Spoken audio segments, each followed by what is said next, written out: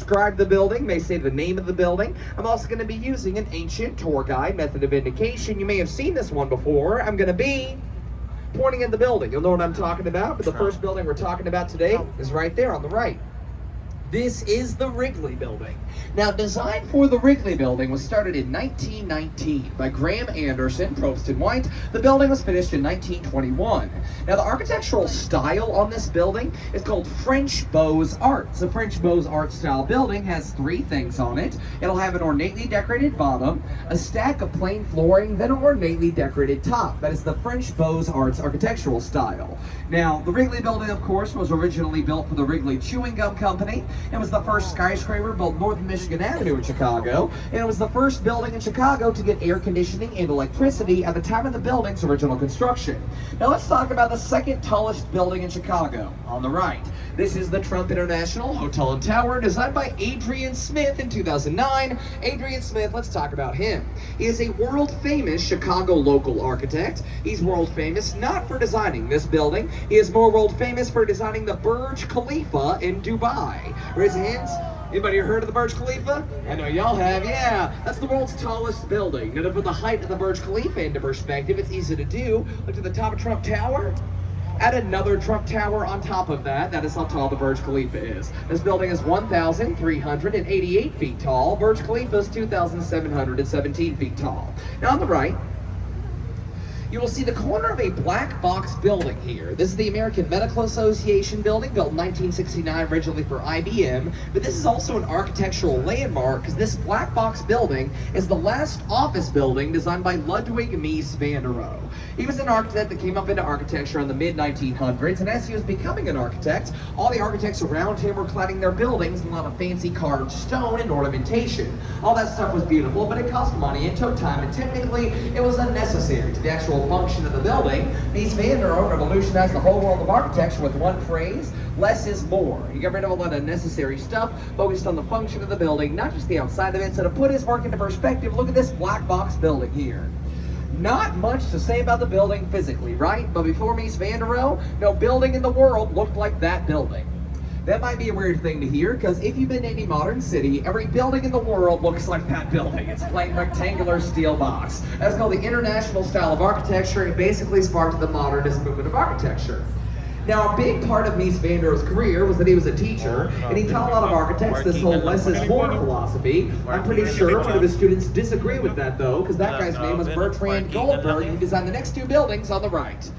The Corn Cobs, as they're better well known in Chicago for obvious reasons. The actual name of the buildings is Marina City Towers, built in 1963 by Bertrand Goldberg in an effort to attract middle-class workers downtown to live, because folks, back in the day, nobody wanted to live in downtown Chicago. Most people just worked down here. So Bertrand designed these two buildings like a city inside of a city.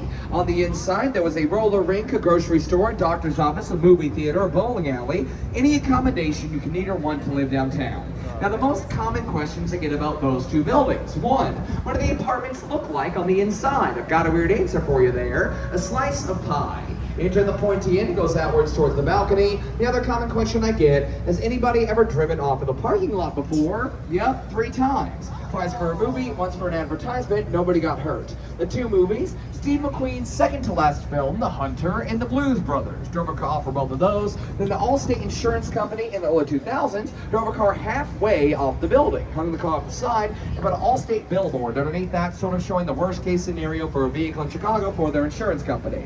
Now past the bridge on the right, you'll see a shorter red brick building called the Reed Murdoch Center, built in 1914 by George Nimmons. There's something distinctly weird about this building.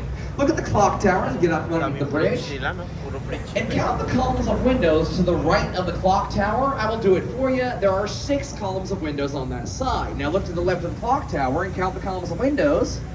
There's only 5. The entire building is asymmetrical. The clock tower is not in the middle of the building. Why?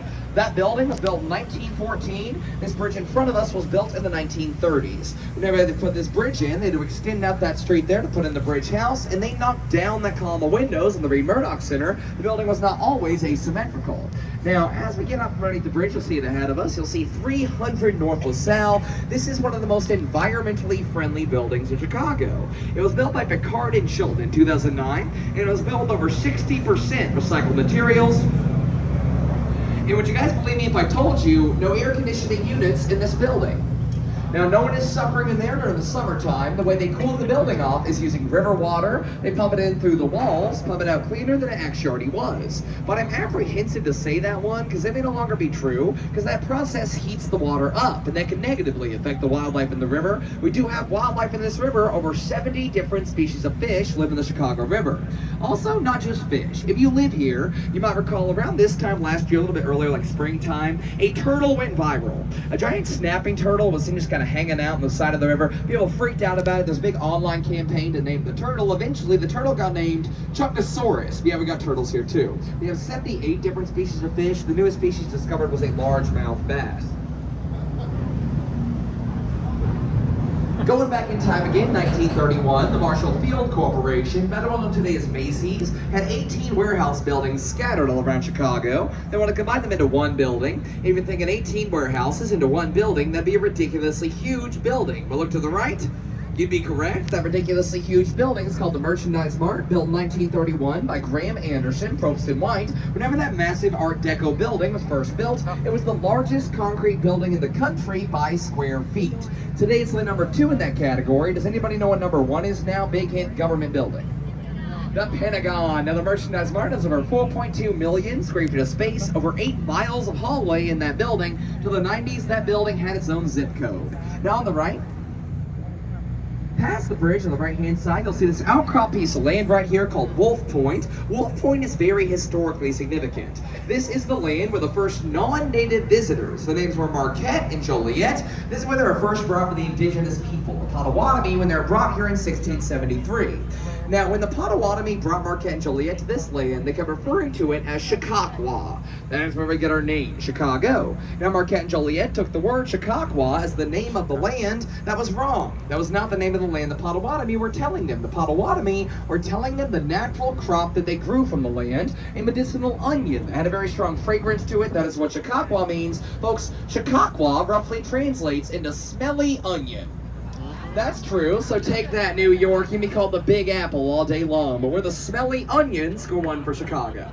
Now, on the right, really directly in front of us right now, past the train tracks, you will see a building called 150 North Riverside. I don't call that building that, though. That building in front of us is the building that comes with its own hand movement. What I mean by this is y'all are watching me, I'm also watching you. And every time somebody notices this building, they want somebody else to notice it, they'll nudge them and do one of 3 things. Something like this. Huh? What? Some of this is going on. Or something like this. Peace and love, or a little pinch. Because look at the bottom of the building. Your eyes are not deceiving you. It is built on a 40-foot base, and it goes outwards from there. Now, my favorite thing about 150 North Riverside, it's a visual thing. As we get out from underneath the bridge in front of us, look up at the slanted glass. We're going to be going underneath. You're going to be able to see the full reflection of our boat in the slanted glass right here after we get out from underneath the bridge. I'll make sure I'm out from underneath this awning so I can wave to you guys. Look up. Hello.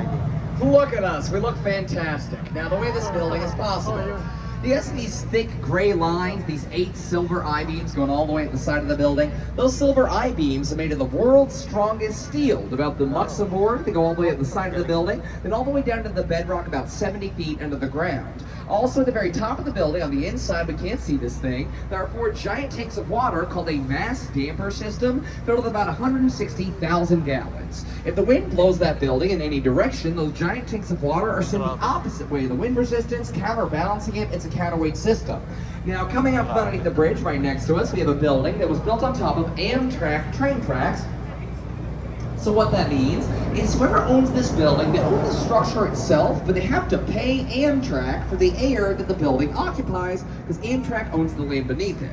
When you purchase property in the United States, you have something called air rights here. When you purchase property, you only own the air above that property until that gets to 2,000 feet, and that becomes government-owned airspace. Can't build past that in the U.S., so whoever owns this building, it used to be Boeing, they moved out a few months ago. Whoever owns this building, they've got to lease the air from Amtrak that it occupies. Now, last time I heard, the air that building occupies costs about $1 million a year to lease. Past the bridge on the right, You'll see a large limestone-clad building called 2 North Riverside Plaza, once home to the Chicago Daily News, a newspaper that stopped printing here in 1978. But this building is a great example of the Art Deco style of architecture.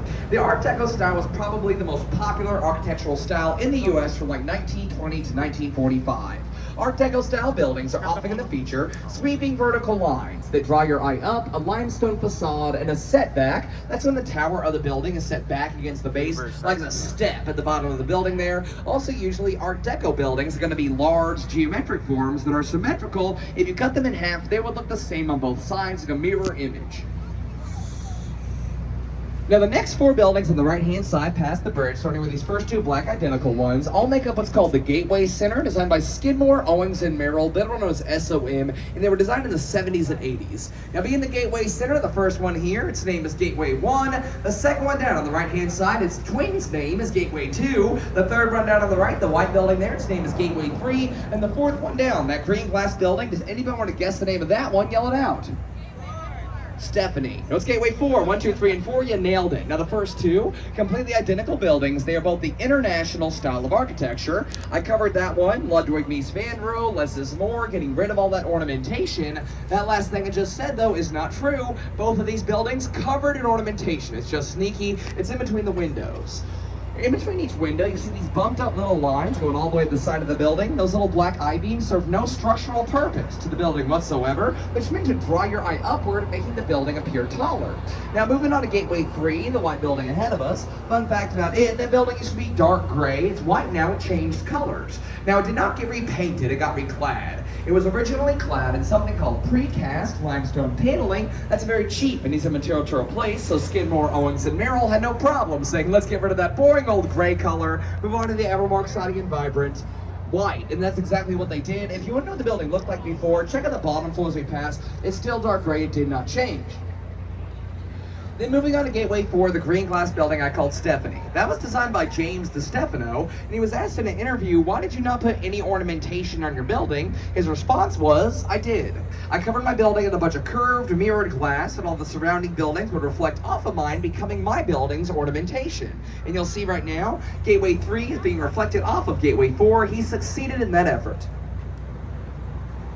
And now, folks, it is main attraction time as I invite you to look up and to the left. You get a quick glimpse, but as we start to turn around, you get a longer glimpse of it. That's the tallest building in Chicago, and since it's the tallest one, I have to introduce this building like a giant professional wrestler. So if y'all don't mind, standing at 1,456 feet. Designed in 1973 by Bruce Graham and Fosler Cobb. 110 stories.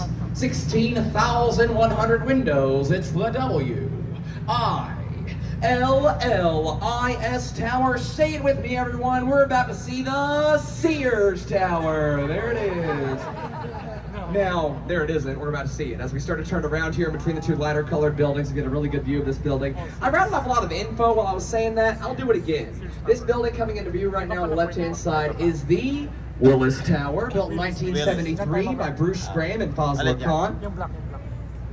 It's 1,456 feet tall, and until 1996, this was the tallest building in the world. Now, Fosler Cobb is considered the Einstein of modern architectural engineering. He developed the way the building was constructed, called a bundled tube construction style. What that means is this is not one structure. It is 9 75-foot tubes, or boxes, all fused together into one. And what that does for the building, it makes it strong enough at its base to sway in the wind. Now, that building does sway in the wind 18 inches in either direction on a windy day, a whole 1.5 feet. Now, I can prove this to you, but it takes some work on y'all's end. Have to go to the top floor of the Willis Tower. It is called Willis. Have to go to the top floor on a windy day, go into the bathroom of that top floor, and look down into all the toilets.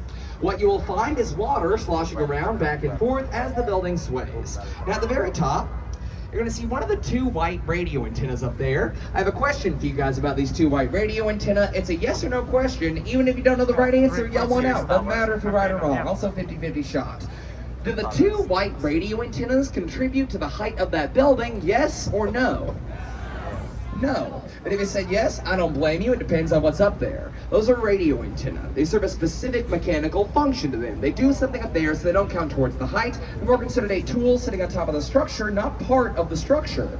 But if you have a spire on your building, literally just a decorative stick that does not do anything instead of just stand up there, that does count towards the height. A good example of a spire is on top of the Trump International Hotel and Tower.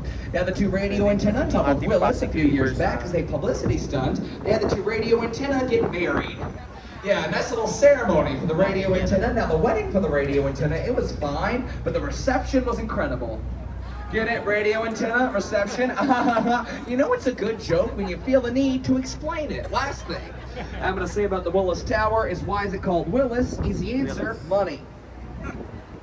Whenever Sears and Roebuck moved out, the Willis Insurance brokerage firm swooped in, offered $1 billion for 3 floors of the building and the naming rights. And when the naming rights of that $1 billion bid, it's why we call it the Willis Tower now.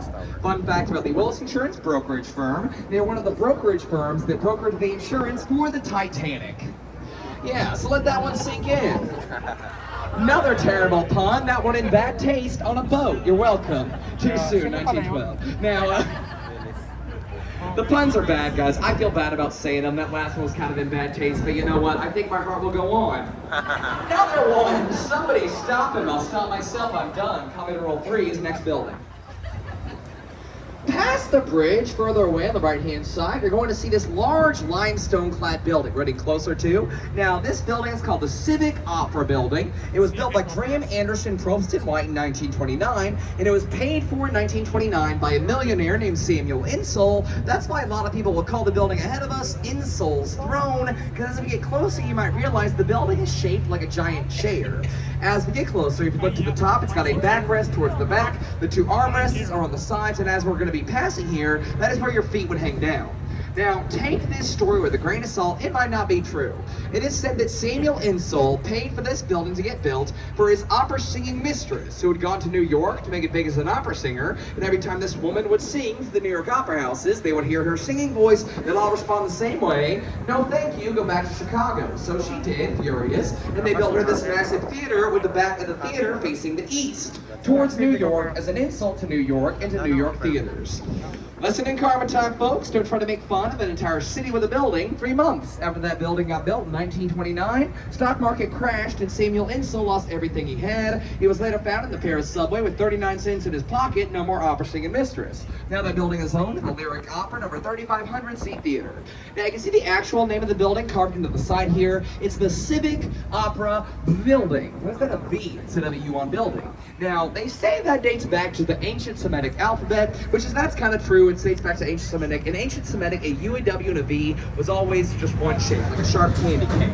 Now that evolved into Latin and then evolved into Roman, and when it got to the Roman alphabet, it was a V shape. So that's what they say. It's paying homage to that older alphabet. You want to hear the actual practical theory as to why they do this? It is a whole lot easier to carve a sharp angle into stone. You're making a U. When it comes to making W's, it's a lot easier to make one V instead of 2 of them. It's just all around, it's easier to make all 3 of those letters one symbol. Now right next to us, you have the second newest high-rise building built on the river in Chicago. This is the Bank of America building, built by Getchen Partners in 2021. Second newest high-rise. The newest high-rise is directly in front of us. It's the tall glass building on the edge of Wall Point called the Salesforce Tower. That was just opened this last December. What is a high-rise building? That is a building where there's at least 75 occupiable floors. Now, how many high-rise buildings are in Chicago? You might not believe me on this answer, because the answer is absolutely crazy. It's bananas. But in the 224 square miles of Chicago, there are 1,398 high-rise buildings. Google it.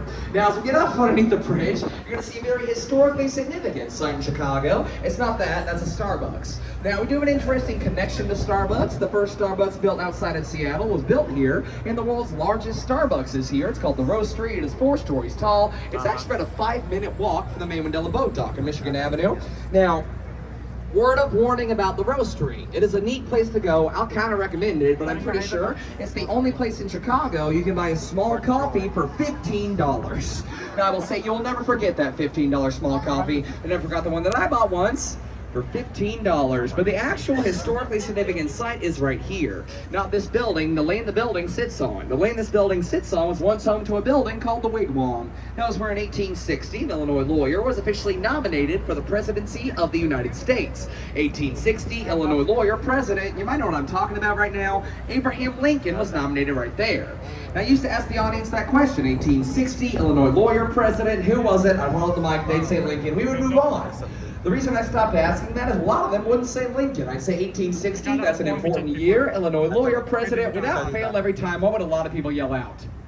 Obama, every single time, and I always specified 1860. I get it though, you hear the word president, you hear the word Chicago, you think Barack Obama. The problem with that one is though, Barack Obama came here in 1983, not 1860, the man's not over 200 years old. Now on the right, we're going to see a curved green glass building called 333 West Wacker, designed by Cohn, Pedersen, and Fox in 1983. This building, when it was first designed, it was considered the most beautiful building in Chicago, and it's a great example of something called contextualism in architecture.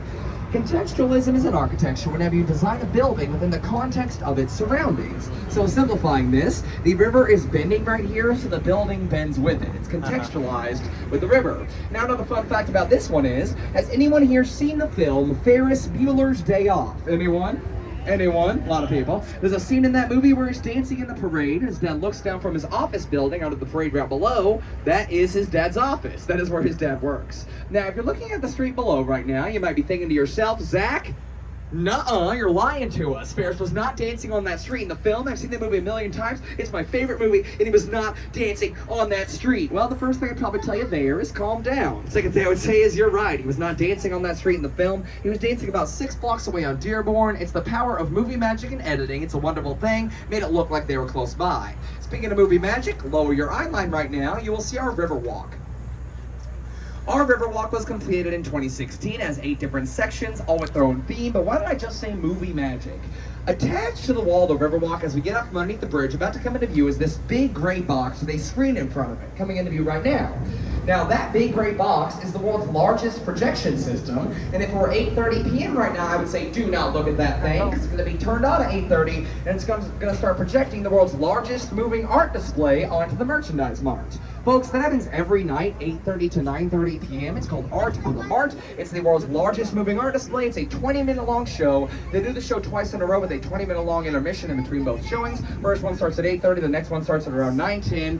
Art on the Mart, highly recommend it. Happens every night. Now, each section of the Riverwalk has a theme, and this section's theme right here is fishing. You can fish off these docks. Now, I said this earlier, we have over 70 different species of fish in the Chicago River. I want everyone to hear me on the boat right now. We got 70 different species of fish, and I would not eat a single one of those fish. The Chicago River was very, very, very, very, very, very dirty. Now, the river is very dirty, don't eat the fish. But they do say, thanks to environmental efforts, we should be able to actually swim in this river this September. That's right, about 500 people are going to take part in a massive public group swim in the Chicago River, and I'm talking a swim, not some plunge where you jump in and jump out. There are 2 courses planned. One is a mile long, the other is going to be 2 miles long. People are going to swim in this thing. The Coast Guard has signed off on it. I'm going to give it a few more decades, maybe by the 2060s I'll dip a toe or something, I don't know. Now, keep it on theme, let's talk about the bridges that we keep going underneath. Now these bridges, they have a special name. They're called bascule trunnion bridges, and they open up in the middle like this. They open up every Wednesday and Saturday during the spring and fall to allow boats to come into the lake for the summertime or come to the river docks for the wintertime. Now I know after I say that, everyone's thinking the same thing right now. Zach, that's all well and good, but please, tell us, please, what is the color of the paint that the city of Chicago paints the bridges? Calm down, people, I'll tell you. It's called Bordeaux. I know nobody asked that question. That's my favorite fact to say on the tour, though. I don't know why. It's named after the French town the French wine is named after, Bordeaux. Maggie Daly, Mayor Daley's wife, picked it out. Now, past the bridge on the right, you're going to see a white granite-clad building called 77 West Wacker, designed by Ricardo Bofill in 1992. Architectural style on this one is called postmodernism. Now, postmodernism is basically like mixing the old with the new in architectural styles. Now, the old in this case, Greek and Roman influences. As we get out from underneath the bridge, look at the bottom of this building. At the center at the bottom, there's an archway above the door. That's a piece of Roman architecture. Then above the two side windows at the bottom, there are these pointed structures, like the roof of a cartoon house. Those are called Greek pediments. That's going to be at the bottom here, so get up from underneath the bridge. And then you can rise up steel and glass, that's the modern side. And at the very top of the building, about to come into view right now, it looks like the Parthenon in Greece, right? That is postmodernism for you. And this is just an example of how beautiful a building can really be in Chicago. Then right next to it, we have 55 West Wacker, which is an example of brutalism in Chicago. Now, brutalism is an interesting architectural style, because with that style, you're not necessarily trying to make your building look good. You're trying to send a message with brutalism. Now, the commonly held belief on brutalism is that it's meant to look ugly or intimidating. That's only sometimes the case. Brutalism started in Russia in the 50s and 60s. There, it was just meant to send a message. Then in the 60s and 70s, the United States adopted brutalism for the restricted government buildings. Buildings that were not allowed inside of, like NASA bases, military bases, for instance, in schools. So a lot of people think the word brutalism comes from the English word brutal. It doesn't. It comes from the French word brute, which means raw concrete. Most brutalist style buildings are made of raw concrete. Now, right next to us, we have a dark gray building with the silver things in the windows. Those silver things are called mullions. They're meant to reflect sunlight into the building. But that building's name is the Leo Burnett Building. It's home to the Leo Burnett Advertising Agency. You may have never heard of Leo Burnett. I know you've heard of their characters, though. Leo Burnett has brought in such characters as Snap, Crackle, and Pop, Tony the Tiger, Charlie the Starkist Tuna, the Pillsbury Doughboy, the Marlboro Man, the Jolly Green Giant, Ronald McDonald's. Name a few of them. They even wrote the Meow Mix theme song. You know the one. Meow, meow, meow, meow. Over to the whole thing, don't worry. Yeah, we did them to blame for that. Leo Burnett Advertising on the right. A little bit further away on the right-hand side, about to come into view, is a red brick building, and in giant white letters going down the corner, it says Morton's the Steakhouse. As we pass, look past it, you're going to see a green terracotta-clad tower, and at the very top, in real 24-karat gold leaf, is the clock tower of the Carbide and Carbon building. That's real gold up there. Now, that building makes a liar out of a lot of tour guides. They'd love to tell this story. This story's not true. Now, what is true is that building was built in 1929 by the Burnham brothers. What's not true is that it was built to look like a giant bottle of champagne to protest the Prohibition. I get why they tell that story. It's an awesome story. It is not a true story. The gold on top is meant to look like a much more boring battery. That's because the Union Carbide Company, they're the ones that paid for the building originally. That is the product that they manufactured. They manufactured 2 types of batteries. That's one of the batteries that they manufactured. Now, coming out from underneath the bridge, you're going to see a tall, skinny, white tower called the Mather Tower. This building was first built in 1928. When that building was first built, it was the tallest building in the world for 2 weeks, and then got usurped. Also, it's coming into view right now, the top 3 floors of the Mather Tower a few years back, they began to crack and degrade. Instead of fixing them on site, though, they detached them, flew them to a new location, fixed them there, then flew them back using a helicopter, and attached them to the very top of the building. Now, it'd be a beautiful day. The boat traffic kind of gets a little bit slow, so right now, it's a little bit slow right now. I'll talk about that building, the limestone one, in just a moment. But if anybody here is a fan of The Dark Knight, that movie, the Batman movie, I'm going to give you guys 3 filming locations we're around right now. The Joker, where he burst into the penthouse apartment of Bruce Wayne during that party scene. Top of the World's Nest Hotel. Spoiler alert, Harvey Dent, the movie came out in 2008, you had your chance. Harvey Dent said, "I'm Batman," at the base of the AMA building. And then the final showdown with the Joker, the movie came out in 2008. The Trump Tower was fully completed in 2009. That construction site where Batman fights the Joker was the Trump Tower whenever it was getting constructed. This ain't the Batman tour, it's the architecture tour on the right. You'll see a limestone-clad building called 2 North Riverside Plaza. Not 2 North Riverside Plaza, I apologize. This is the London Guarantee and Accident Building, also still limestone clad. The architectural style on this one is called French Beaux Arts. Talked about that one. It's the 3 things: ornate bottom, stack of plain flooring, ornate top. Now, talking about the ornate top up there, see that little structure at the very top of the building? Looks like a little temple. That is called a tempietto, and guess what that means in Italian? Little temple. And if you've got a sweetheart you want to get engaged to, you can go up there for $3,500. That's how much it costs to do that. But they give you a lock for that, give you a nice little kneeling place, they pop a fancy bottle of champagne, and that is it. That's all they do. Main word of advice, if you decide to go up there to propose, make sure that person you're asking is going to say yes. Maybe swing by versus the elevator, I don't know. Swing it over to the left-hand side, pointing. You're going to see a limestone-clad building as you get up from underneath the bridge with this very distinct church-like ornamentation. The top looks like a giant Gothic cathedral. This building is the Tribune Tower, and it was the result of a 1922 contest hosted by the Tribune newspaper to design the world's most beautiful office building. How was it? Hood won that contest with their neo-Gothic design. Neo-Gothic, that's the modern architecture of the day and age, like the Art Deco style of the 1920s, sweeping vertical lines and a limestone facade, mixing with Gothic architecture, and to be mirroring the European Gothic cathedrals such as Notre Dame in Paris, with flying buttresses and cathedral-like ornamentation at the top and on the bottom. Swinging back to the right, you'll see two brown brick buildings coming into view right now. Now, both of these buildings make up the Hyatt Regency. That is the largest hotel in Chicago. It's also the largest Hyatt hotel. But focus on the shorter of these two buildings, and as we keep moving forward, look behind it. About to come into view, it's not into view yet, towering behind the shorter brown brick building coming into view right now is a very tall white building with the black vertical lines going up, a big rectangle. Now, that building is the fourth tallest building in Chicago. It's called the Aon Center, but it's gone by a bunch of different names. The Aon Center, the Standard Oil Building, Big Stan is one of my favorite ones it's gone by. Also, the $80 million mistake. The reason it's called that, Edward Durrell Stone, the architect that designed the building, originally clad the building in fine white Italian Carrara marble. Finest marble you can get your hands on. Now, I don't know if anybody here has been in Chicago in the winter time, but if you haven't, I will let you know it does get rough.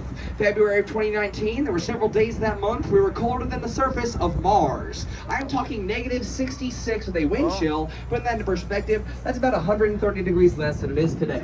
The town could not take the harsh weather. It began to crack. They did not want it to fall off the building, so they had to reclad that building completely in North Carolina granite. It cost $80 million to reclad the building, about half as much as it cost to build the entire building in the first place.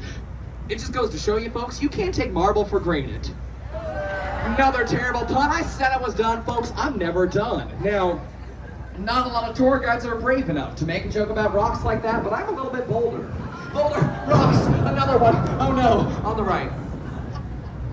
You're gonna see a dark triangle right next to us and a dark rectangle right next to us. Look in between them right now. About to come into view, you're gonna see these odd white undulating balconies going up Aqua by Jeannie Gang.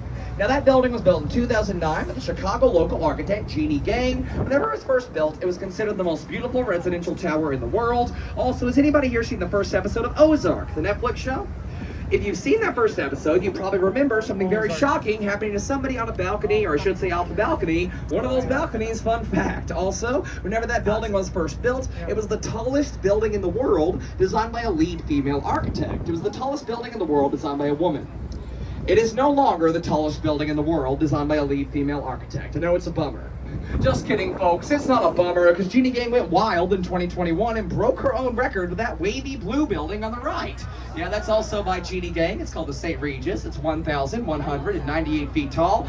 Crazy photo opportunity right now with the fog and the shadows. That's really cool.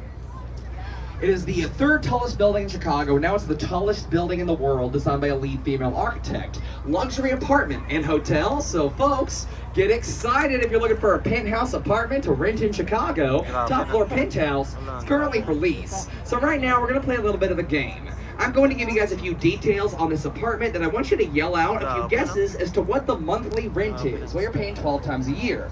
It is a 4-bedroom, 4-bathroom apartment with 6,600 square feet, 6,600 square feet. And here's the real kicker detail. It is the tallest residence in Chicago. It's the highest point you can live in this city. Yell out a few guesses as to what the monthly rent is. I will give you a hint. It is less than $100,000 a month.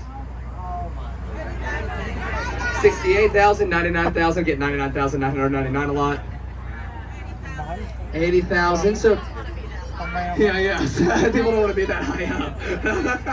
I have been in one of these tall buildings high up. Of course, I don't live in one. But whenever it's a really stormy day, you actually hear the building moving. It has this popping inside of the framework. But if you're thinking like 60 to 90,000, you might be able to live up there because it's much more reasonably priced at $37,000 a month. And again, that's 4 bedrooms, 4 bathrooms. It's a big space. Get a cat or a roommate or something, keep you company. Get a few roommates, split up that rent 4 ways. And now I'm going to sit down. That is because I am not going to talk about what's around us. I'm going to talk about what is underneath us, the river. I have a question, and to answer it, all you have to do is point. What direction does the river flow? Does it flow from the river into the lake, point behind me, or does it flow from the lake into the river, point behind the boat? River to lake to river, where will you point? If you're pointing from the river into the lake, I'm so sorry, that's incorrect. But I am going to give you another chance to get a question right. It flows from the lake into the river, but was that always the case? Yes or no? Nope, we reversed the flow of the Chicago River in the year 1900. I don't know why I said we there at one part of the project, but here's how and why we did that. Back in the mid-1800s, the Chicago River, to put it lightly, was gross. We were dumping a lot of stuff into it. Human waste and garbage, massive amounts of animal waste and carcasses from the stockyards, and industrial waste was getting dumped into the river, and all that nasty stuff was flowing down into Lake Michigan, and you'll never guess where we got and still do get our drinking water. Yummy Lake Michigan. We were drinking that nasty stuff. People started to get sick. Cholera started to pop up around the water supply, serious issue with waterborne illness. So they developed a group called the Illinois Metropolitan Water Reclamation District to solve the problem. I'm sure at the first meeting of this group of people, the quiet guy said something like, "Hey guys, maybe just stop throwing trash into the river." Then the loud guy piped up with, "Let's reverse the flow." And then with his idea, it sounded cool. Now this is the way they did it. This is Margaret, by the way. That's a red-winged blackbird. My only thing I'm going to say about Margaret is don't hurt her, don't touch her, don't feed her. She's just protecting her nest right now. They're very territorial. If you go to the Shed Aquarium, there's a ton of them around there. They will literally dive on you if you go to that area. That's why they have the little balloons that look like owl eyes in that area. Now, the way they reverse the flow, they dug a canal that connected the Chicago River into the Des Plaines River. The reason they connected those rivers is the Des Plaines River, at the time of that construction, had a 5-foot lower water line than the Chicago River. Water's always going to go where gravity takes it, and since that river was lower than ours, if we connected the two, our water would fall into the Des Plaines, reversing the flow of our river permanently. Now, that canal project was massive. More dirt was moved in that canal than the Panama Canal, and it was finished on January 2nd of 1900, where they blew the final dam up, holding the lake back, and like magic, the river began to flow from the lake into the river, down that canal, which they called the Sanitary and Ship with a P canal, into the Des Plaines, out to the Illinois, out to the Mississippi, out to the Gulf of Mexico. Yay, clean water. Here's the problem. Everyone hated us for doing this. Indiana sued us, Wisconsin sued us, Michigan sued us, and St. Louis sued us. St. Louis sued us because they woke up the next morning and what did they find in their water supply? The Mississippi River. Chicago, they were mad about that. They sued us. All those court cases were thrown out. It's important to note, though, that all those court cases were also held in Chicago. And now, folks, you might recall I said I would talk about 43 of the 45 minutes. That's because right now I'm going to stop talking for about 2 minutes as we're turning around here. Let y'all take a few photos of this angle of the skyline. Looks like the city ran out of toner when I was trying to print. But yeah. While I'm off the mic, if you have any questions, feel free to come up and ask again. About 2 minutes. I'll get back on the mic as we're fully turned around. I'll start talking about Navy Pier.